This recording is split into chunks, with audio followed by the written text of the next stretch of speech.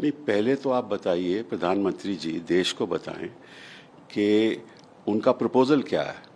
वो देश के सामने जो यूनिफॉर्म सिविल कोड की बात करते हैं, वो किस चीज़ पे यूनिफॉर्मिटी चाहते हैं एंड कौन सी सिविल बातों पे सहमति चाहते हैं। ठीक है ना, एक रूपता चाहते हैं। तो जब तक ये नहीं पता चलेगा तो जवाब कैसे होगा, डिबेट कैसे होगी। प्रधानमंत्री ने तो कह दिया कि हम इसको लागू करेंगे। क्या लागू करेंगे? अडॉप्शन लागू करेंगे, कस्टम्स खत्म कर देंगे? बताएं तो सही। बिना बताए बहस हो रही है और विपक्ष भी उस बहस में पड़ा जा रहा है। किस लिए? जब तक कोई प्रपोजल सामने नहीं आता तब तक बहस की शुरुआत कैसे हो। और अगर सुप्रीम कोर्ट ने कहा है कि यूसीसी लागू होना चाहिए, सुप्रीम कोर्ट ने ये तो नहीं कहा कि किन चीज़ों पे लागू होना चाहिए। ये तो कॉन्स्टिट्यूएंट असेंबली में नहीं कहा था कि लागू होना चाहिए। ठीक है ना, ये तो आर्टिकल 44 कॉन्स्टिट्यूशन का जो है उसमें भी लिखा है कि लागू होना चाहिए, प्रयास होना चाहिए कि सारे देश में लागू हो। यही लिखा है ना।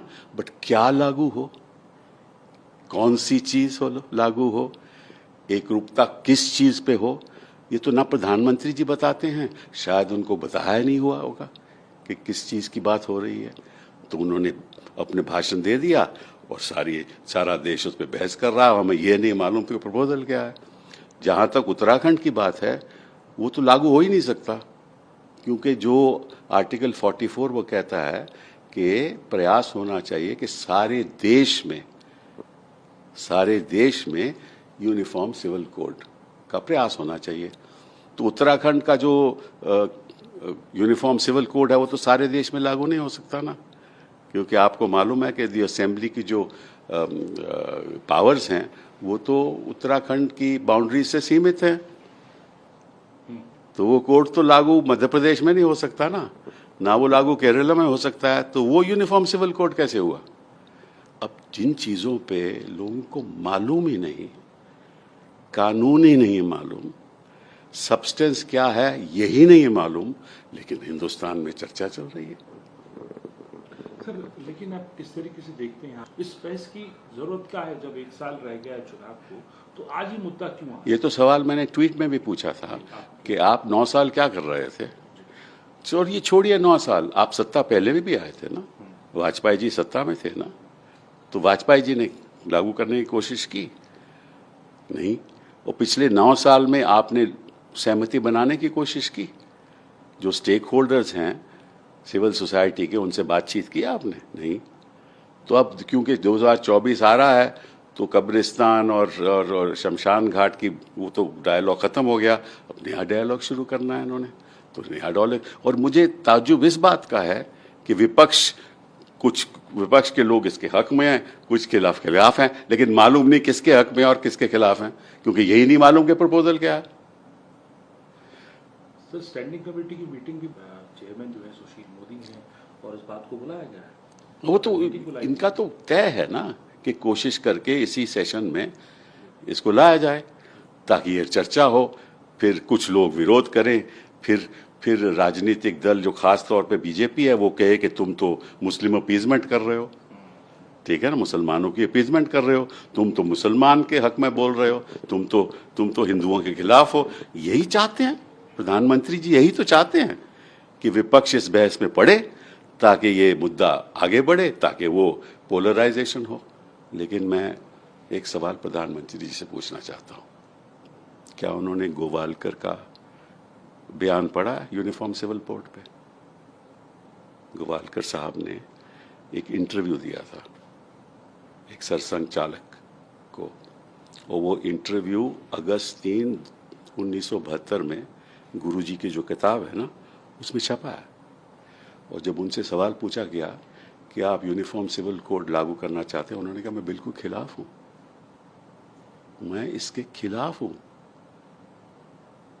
ये देश को नीचे ले जाएगा, मैं डाइवर्सिटी पसंद करता हूं। मैं तो नहीं कह रहा, ये इनके गुरुजी कह रहे हैं।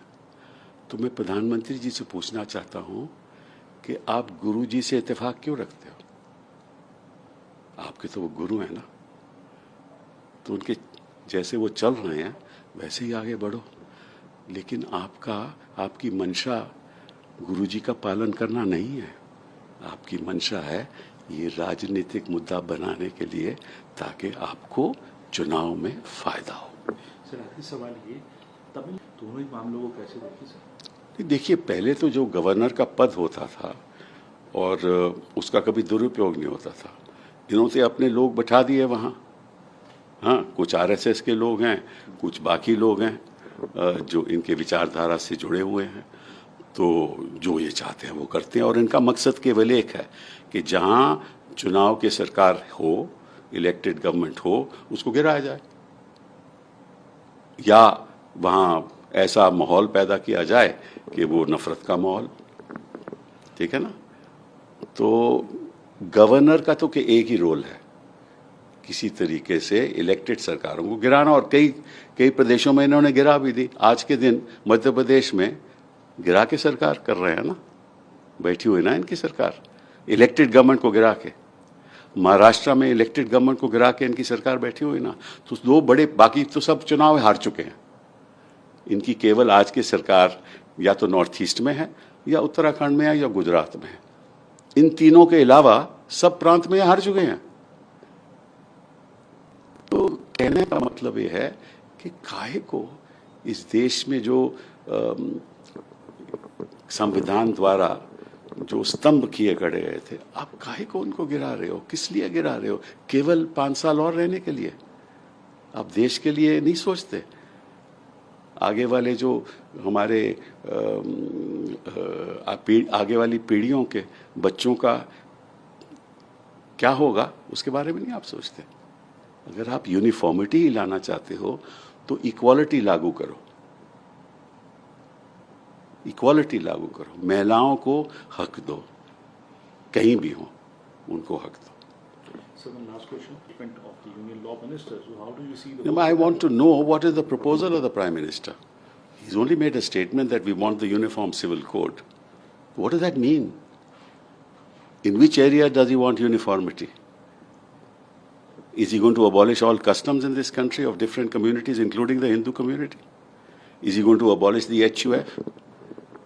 HUF is something which differentiates between self-acquired property and ancestral property. That's only available to Hindus. In Islam, there is no concept of self-acquired and ancestral. So he's going to abolish HUF. What is he going to do about adoptions? What is he going to do in the tribal areas, Adivasis? What about their customs? So we don't know what the proposal is. And yet the Prime Minister has thrown a challenge. Whoever is for UCC, please tell us. Who is against UCC, oppose it. And if you oppose it, then you are pro-Muslim. Then you are doing Muslim appeasement. If you are for it, then you are a true Hindu. This is what he wants. He wants a dialogue without the subject matter before the people of this country. What's the subject matter of the proposal? We don't know. I don't know why the opposition is getting into this debate. I mean, how do I argue a case without knowing what the file says or what the issues are? Right? So the Prime Minister wants an argument without a file. This is shocking. And I don't know why the opposition is falling into this trap. The only sensible response was by Kamal Nath. When he was asked this question, he said, I don't know. I don't know what he's talking about. I don't know where is this proposal. That's what the stand of the opposition should be. And what's your stand about, because you tweeted about the timing also, sir? That's shocking.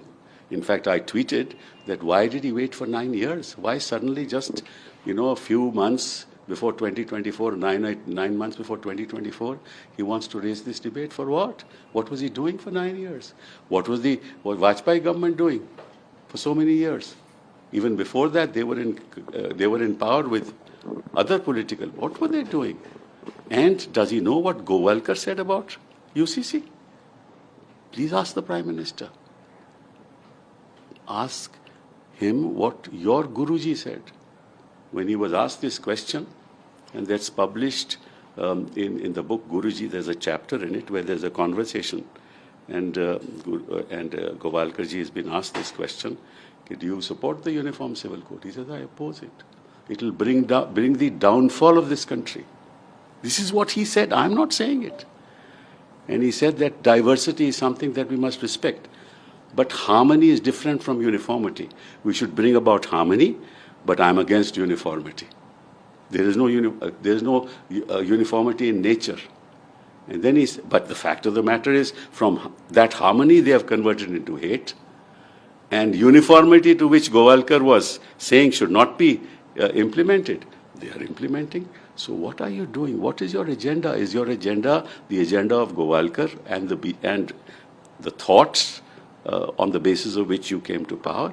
Is it your agenda, the agenda of hate?